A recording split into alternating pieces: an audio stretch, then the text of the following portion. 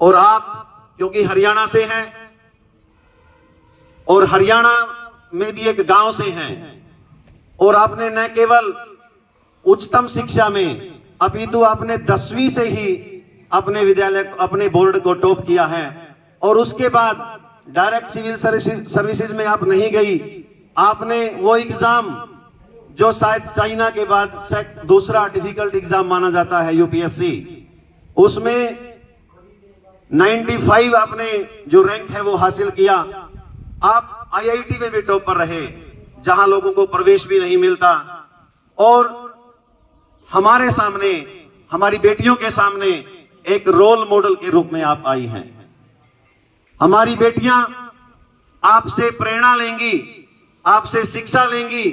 हमारे प्रिंसिपल साहब तो बल्कि ये पहले कह चुके हैं कि आज से इस विद्यालय के एक सदन का नाम आईपीएस उपासना यादव होगा।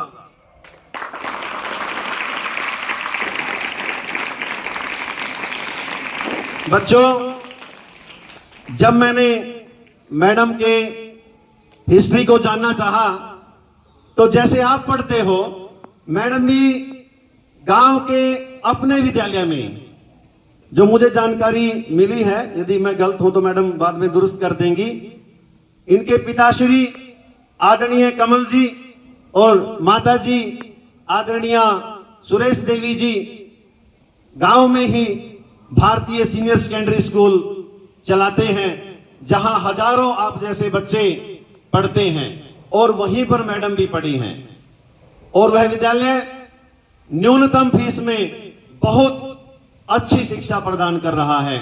उसी शिक्षा का नमूना रिस्पेक्टेड मैडम आपके सामने है। बच्चों, आज मैडम आपका मार्गदर्शन भी करेंगी कि किस प्रकार की बातों का हमें ध्यान रखना चाहिए, किस प्रकार की बातों का जो उपयोग है, जो उपयोगी जो बातें हैं वो हमारे को शिखर तक ले जाती हैं, वो सारी बातें आपको बताएंगी।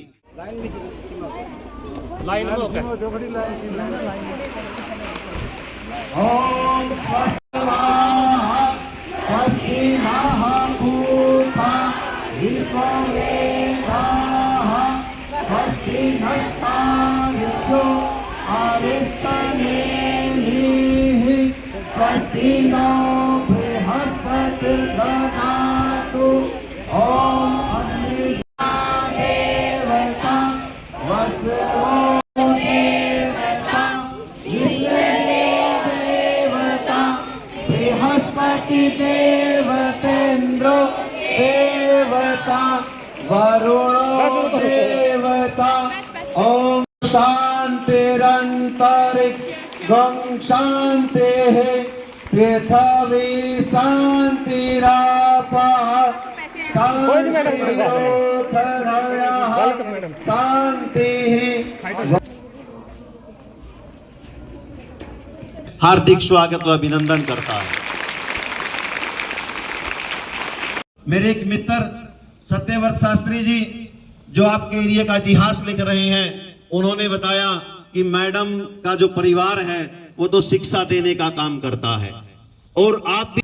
बच्चों, भारतीय संस्कृति की विशेषता रही है अतिथि देवो भव।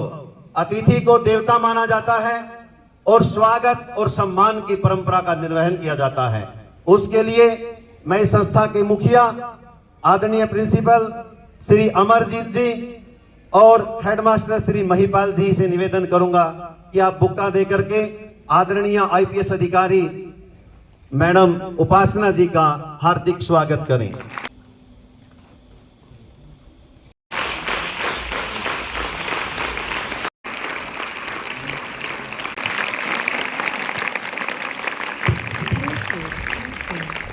साहस की पहचान है खाकी वर्दी में सजी, साहस की पहचान है न्याय और कर्तव्य की राह पर आप सदा महान है। न्याय और कर्तव्य की राह पर आप सदा महान है। आंखों में आत्मविश्वास, दिल में सेवा का भाव है। आंखों में आत्मविश्वास, दिल में सेवा का भाव है। हर मुश्किल से लड़ जाना यही आपका स्वभाव है। हर मुश्किल से लड़ जाना यही आपका स्वभाव है। आदरणीय आनंद शर्मा जी, ये जब इस संस्था के साथ जुड़े, इन्होंने भी इस संस्था के संवर्धन में कोई कसर नहीं छोड़ी। सामने आप पुस्तकालय देख रहे हैं, इसका श्रेय भी इन्हीं को जाता है। हमारे इस और बेटियों के लिए भोजन की व्यवस्था वो भी इनके प्रयास से हुई, और आज जो जूतों की व्यवस्था है ये भी इनका एक सकारात्मक प्रयास है। और हो सकता था भाई हमारी तो आपके साथ कोई जान पहचान नहीं थी, इन बेटियों को जो आपका आज एक आदर्श रूप में जो अस्तित्व प्राप्त हुआ है उसका श्रेय भी आनंद जी को जाता है। आदरणीय आनंद जी, आपसे 2 प्रार्थना और है। एक प्रार्थना तो छुट्टियों से पहले आप स्वीकार कर लेंगे, पूरी उम्मीद है, और एक प्रार्थना छुट्टियों में आप उसके लिए जरूर प्रयास करना भाई वो हमारी पूरी हो जाए। हमारे पास पानी की बड़ी दिक्कत रहती है। हमारा जो अगला पार्क है लाइब्रेरी के साथ वाला, वहां तक पानी नहीं पहुंच पाता, तो एक समर्सिबल की जरूरत है। वो समर्सिबल आप इस संस्था में इंस्टॉल करवा दें ताकि जो विद्यालय की सुंदरता है उसको बरकरार रखा जाए। दूसरी, आपका जोर लगेगा इसमें लेकिन आप पूरी जरूर करवाओगे, सोलर पैनल वो पूरी संस्था के लिए वो बहुत ज्यादा जरूरत है। गर्मियों में फसलें कटती हैं और फसलों को नुकसान ना हो इसलिए जो इलेक्ट्रिसिटी है उसको डिस्कनेक्ट कर दिया जाता है ब्लॉक लेवल से, तो उसके लिए सोलर पैनल की जरूरत है। तो वो भी आप व्यवस्था दिल्ली से या चंडीगढ़ से जरूर कर देंगे। और मैं आपके मुख से ही मैं चाहता हूं कि आप मैडम के बारे में भी और इन मांगों के बारे में भी 2 शब्द अपने रखें। आदरणीय आनंद शर्मा जी, धन्यवाद करें भाई। जो समर्सिबल है उसका कार्य कल से शुरू हो जाएगा, और सोलर पैनल के बारे में सर कुछ आदरणीय आनंद जी। देश किस डायरेक्शन में जाएगा, किस दिशा में जाएगा, वो आप लोगों पे डिपेंड करेगा। जैसा कि यहाँ का माहौल है, यहाँ के जो अध्यापकगण हैं इतने डेडिकेटेड हैं, तो मुझे भरोसा है पूरा कि आप लोग देश को ऊंचाइयों तक ही लेके जाएंगे। जो आपको पता है कि एक विद्यार्थी के लिए जो उनके जीवन में जो टीचर्स की इम्पोर्टेंस होती है वो सबसे ज़्यादा होती है। जैसा कि बताया गया कि मैं एक टीचर फैमिली से आती हूँ, उन्होंने बताया कि मेरे फादर का गांव में स्कूल है, हम 10th तक अपनी स्कूल में पढ़ी हुई हूँ। तो वहाँ पे मैंने जाना है कि आप अपने टीचर्स के प्रति समर्पित रहेंगे, आप अपने टीचर्स को की जो गाइडेंस है उनको फॉलो करेंगे, तो कोई भी अड़चन आएगी वो आती रहती है, आप हर अड़चन को पार कर जाएंगे। आपको अपने जो अध्यापकगण हैं उनकी बातें माननी है, अपने जो माता पिता हैं उनकी बातें माननी है, तो अवश्य ही वो आपको सही डायरेक्शन देंगे, सही गाइडेंस देंगे। दूसरा, मैं मानती हूँ जैसे आज के समय में जो ऑफिसर्स के लिए बहुत मुश्किल टाइम बोलते हैं कि जो सोशल मीडिया वाला टाइम है वो हमारे लिए भी बहुत चैलेंजिंग है। मैं बोलूँगी कि हमसे ज़्यादा चैलेंजिंग बच्चों के लिए है। एक तो बोलते हैं हमारे जैसे पुराने लोग, आप लोग बोलते होंगे कि हमारे टाइम पे ज़्यादा मुश्किल टाइम था, पढ़ाई के लिए कुछ होता नहीं था। मैं बोलूँगी कि नहीं, आपसे ज़्यादा मुश्किल इन लोगों के लिए, क्योंकि जो सोशल मीडिया वाली चीज़ आ गई है, जो भटकने वाली चीज़ है वो आप लोगों के जीवन में है। जो सोशल मीडिया है वो बच्चों को, कि इनकी एज इस तरीके की, आप लोगों की एज ऐसी है कि आप लोगों को लगता है कि सोशल मीडिया पे जो है वो सब सही है। जो भटकने वाली चीज़ें हैं, जो इंस्टाग्राम, फेसबुक, वो सारी चीज़ें जो आप उसमें टाइम जो लगाते हैं, आप लोगों को बड़ा केयरफुल रहना पड़ेगा। एक तो जो टाइम वेस्ट होता है, आप लोग, मैं यहाँ पे आई हूँ तो मैं आप लोगों से ये कमिट करवा के जाऊँगी कि आप लोग सोशल मीडिया इन सब के चक्कर में एटलीस्ट 12th तक नहीं पढ़ेंगे। मे भी आप लोगों ने, बहुत सारे लोगों ने अकाउंट बना रखे होंगे। कितने लोगों ने बना रखे हैं? सोशल मीडिया पे कितने लोग हैं? देखो गलत जो चीज़ है बताने में संकोच नहीं करिए, फिर उसमें आप कैसे उससे बच सकते हैं उस पर हम बात करेंगे। आप तब तक नहीं बताएंगे तब तक मैं भी आपकी हेल्प नहीं कर पाऊंगी। होंगे मेरे हिसाब से काफ़ी लोग हैं।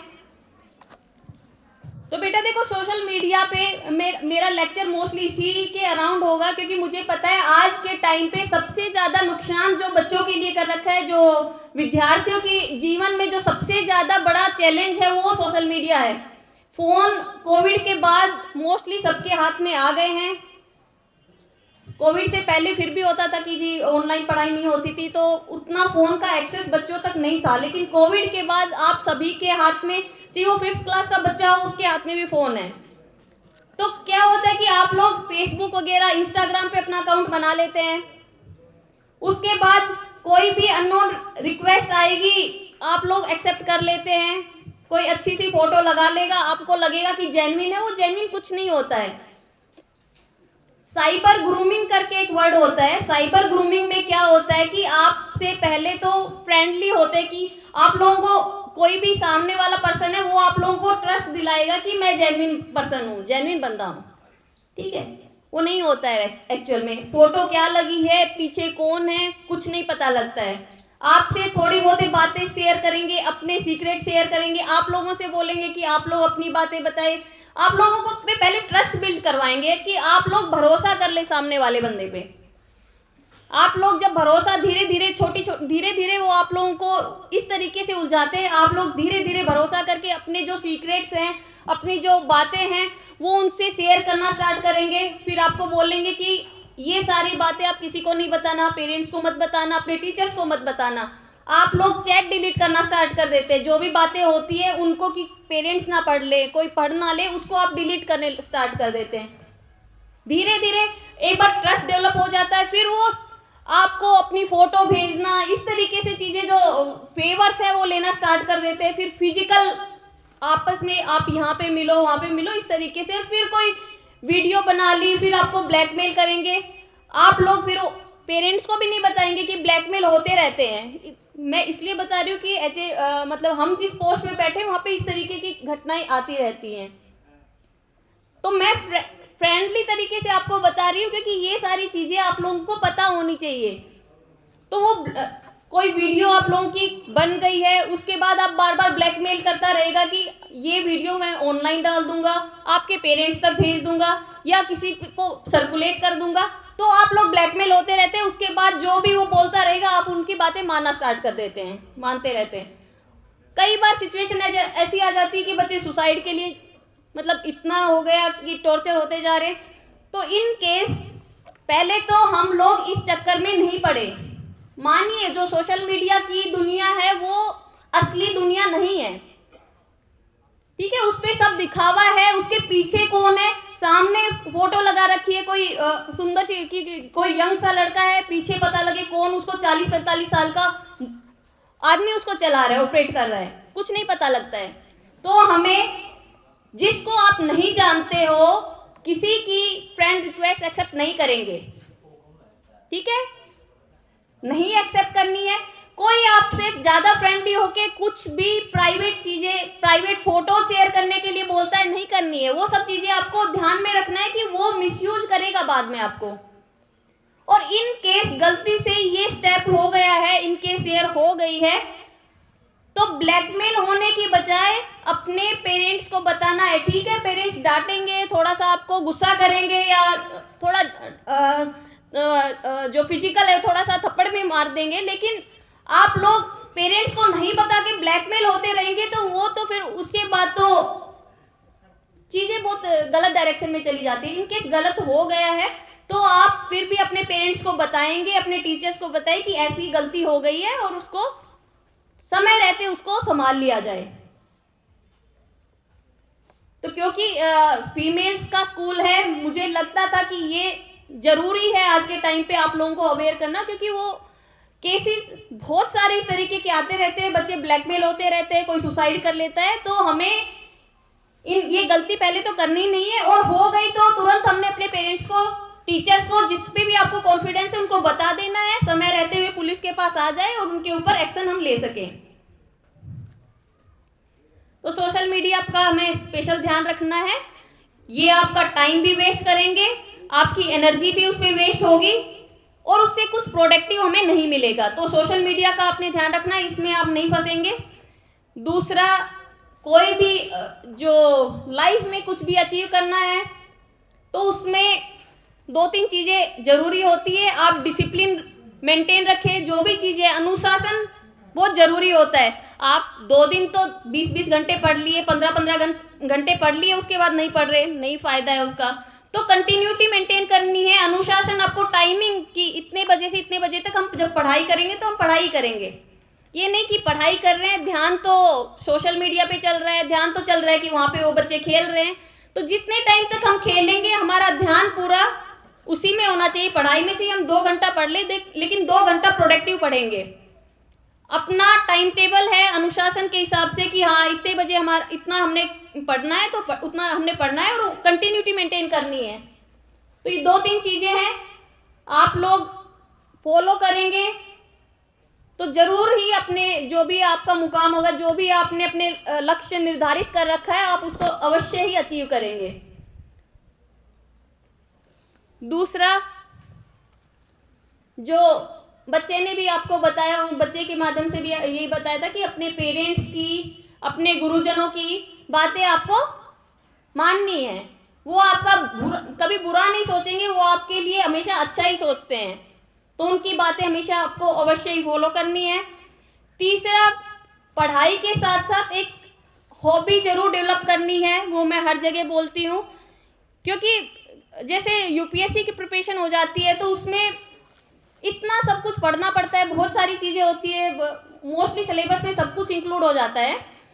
तो कंटिन्यूस आप पढ़ते रहेंगे तो एक टाइम आ जाता है कि स्ट्रेस डेवलप होने लग जाता है उसमें।